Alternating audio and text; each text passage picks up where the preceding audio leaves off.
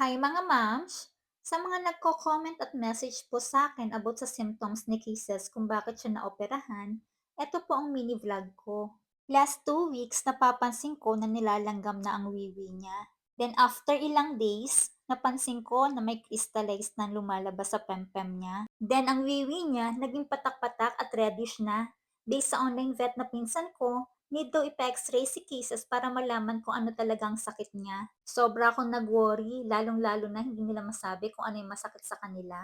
Kaya nagpunta na kami sa vet para malaman kung ano talagang nangyayari kay Kisses. Enjoy na enjoy pa siya sa jeepney ride niya o hindi niya alam, vet na palang pupuntahan niya. Nag-try ako dito sa clinic na to.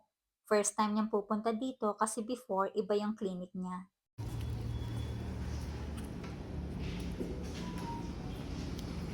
Halika na, ganda na. 4.4. After niya magtimbang, tinawag na kami ng doktor.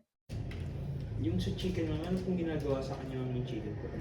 X-ray po, tingnan natin kung aside po yung crystals na nakita nyo dun sa urine niya, ultrasound lang ulit.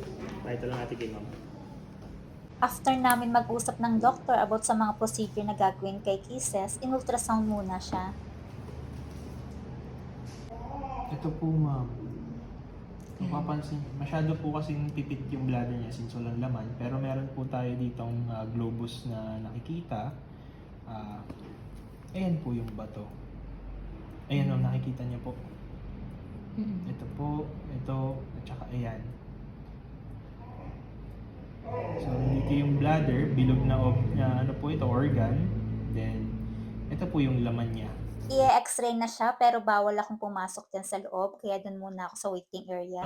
Prominent na figure po dito sa placement nung pantog niya. So, suspect ko po ay ito ay urinary bladder stone po. So, may bato po siya sa pantog niya.